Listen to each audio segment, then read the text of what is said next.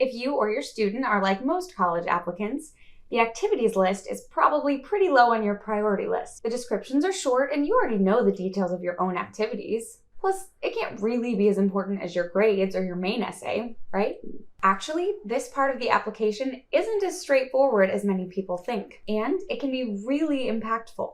Luckily, we have a straightforward process that will help you write a winning activities list that will add to your application. Many people have a false sense of how the application is scored. Your personal score measures your college potential that can't be quantified by academic measures like your grades and test scores. It's compiled based on your essays, activities lists, recommendation letters, and interviews if you have them. And it's one combined score. That means if you have a really strong personal statement, but a thrown together haphazard activities list, your overall score will not reflect all of the time and effort that you put into that really strong essay. So it's important to take each part seriously. Also, the activities list is a great place to reinforce the standout qualities you're trying to show your admissions readers. That's your personal brand, and we talked about it in this video.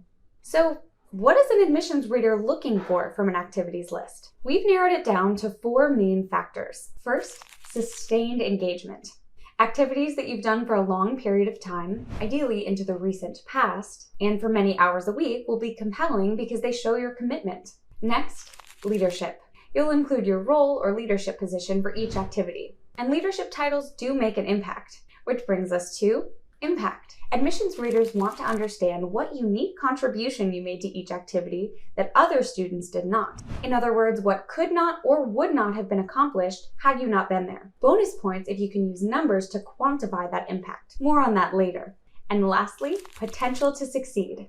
If you've watched any of our other videos, you've probably heard us talk about the 5 traits colleges look for. It's important to highlight these traits in your application because they prove your potential to succeed in college. The activities list is no exception.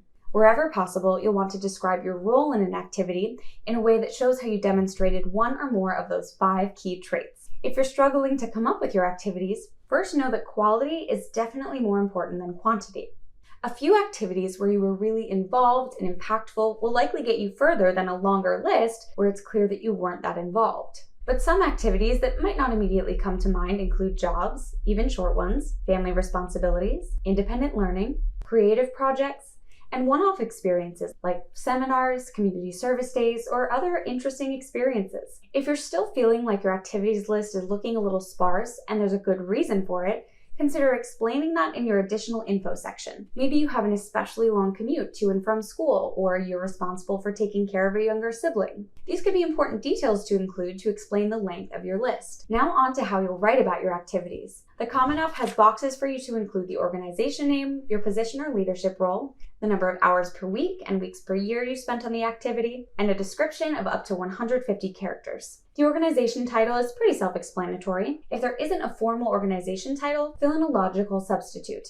For example, if you're describing a research project you did, independent research will suffice. If you're a babysitter, the Smith family or number of private clients will work. If you don't have a formal position or leadership role, words like member, participant, or student will work well. For the most important part, the description, we recommend a structure like this. Accomplished X as measured by Y by doing Z. To give you a few examples, raised $600 by organizing and facilitating the most popular game at the town fair.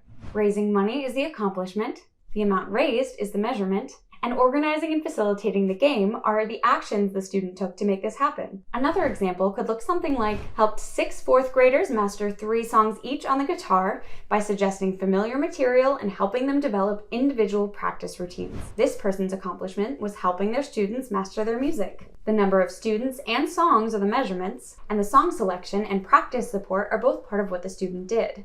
We recommend starting each description with a strong action word, and cutting long sentences with multiple ands and commas into more succinct clauses. For example, led town effort to make world's largest pancake, sourced donated ingredients from 14 vendors, engineered a mechanical flipping contraption. If the activity might be unfamiliar to your reader, it might be helpful to include a few brief points on the details, your responsibilities, the purpose, and any skills you used. For example, the description of a unique club called Skate Bards might read, painted Shakespeare quotes on 12 donated skateboards and displayed them in the school lobby to combat stereotypes about skateboarders. This description quantifies the student's impact, describes how they made that impact, and explains the club's purpose. When you're determining an order for your list, keep in mind that it does not have to be chronological. Start with activities in which you were most involved in terms of both leadership and time, and in which you had the largest impact. Think you've got it? Drop your favorite activity description in the comments and we'll be happy to weigh in. And don't forget to subscribe.